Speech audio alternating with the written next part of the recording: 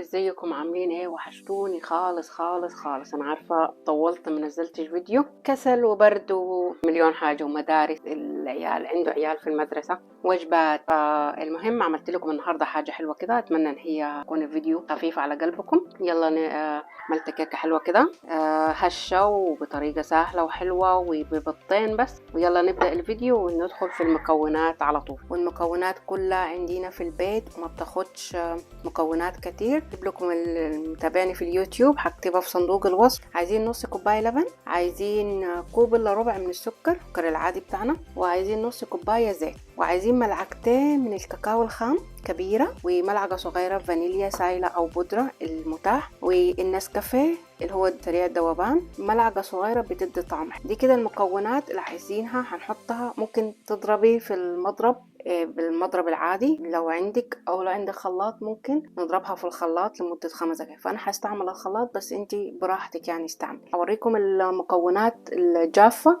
وبعد كده نرجع نشوف هنعملها. ادي كده معانا كوباية من الدقيق، رشة ملح لازم عشان تكسر الطعم، هي بيكربونات الصودا نص ملعقة صغيرة، وملعقة صغيرة من الباكنج باودر. ادي كده سهلة، مفيش اسهل من كده. يلا نجيب الخلاط بتاعنا ونشوف هنعمل ايه. ادي كده يا ست الكل الخلاط بتاعنا زي ما قلت لك، ممكن تستعمل المضرب. هنحط البيضتين وانا هحط الفانيليا معاهم، هحط الزيت، اللبن، احط السكر، احط الكاكاو الخام، احط النسكافيه ونضرب لمدة 5 دقايق. ادي كده ضربنا الخليط بتاعنا. هنجيب بولة تكون ناشفة ونحطه في البولة.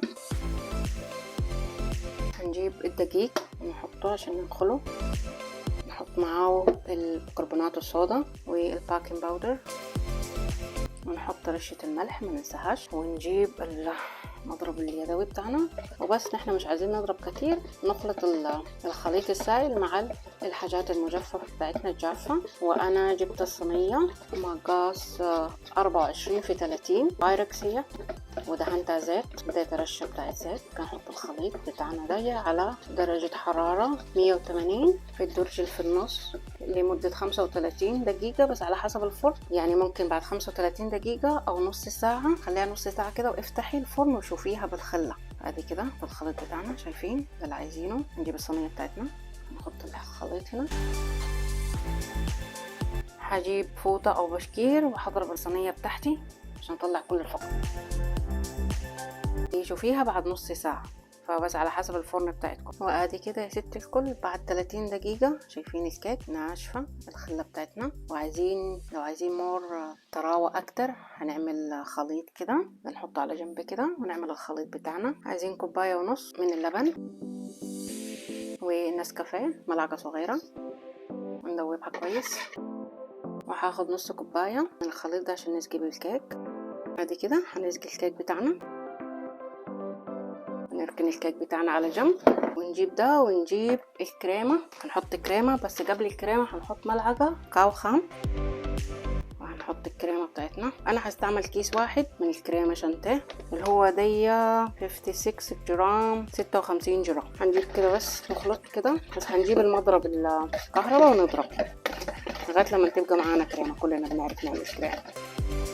ادي كده بعد الكريمه ما اتضربت معانا، هنجيب ممكن تحطيها في الكيس الحلواني وتحطيه، او تحطيها كده ملعقه سباتولا. انا هاخدت كيس وشويه من كيس تاني، فتحت كيس تاني هو اكبر شويه، هحطها في التلاجة لمده ساعه.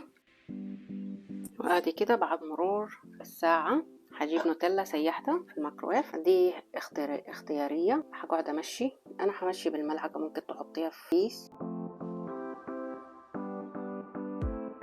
هنعمل منظر شي كده اهو، ده اهو وكده اهو، بس كده. ونقطع الكيك مع بعض ونشوف. نشوف الطراوة بتاعت الكيكة. ايه رأيكم في الطراوة دي؟ هي جاتو وكيكة وطعمها رهيب، مش مكلفة برضو، لا خطيرة. لازم تجربي الوصفة دي. ودي كانت وصفة النهاردة. اتمنى لو الفيديو عجبك لايك وشير وسبسكرايب مع اسرار المطبخ مع سوسنة، لغاية لما نلتقي في فيديو جديد ان شاء الله.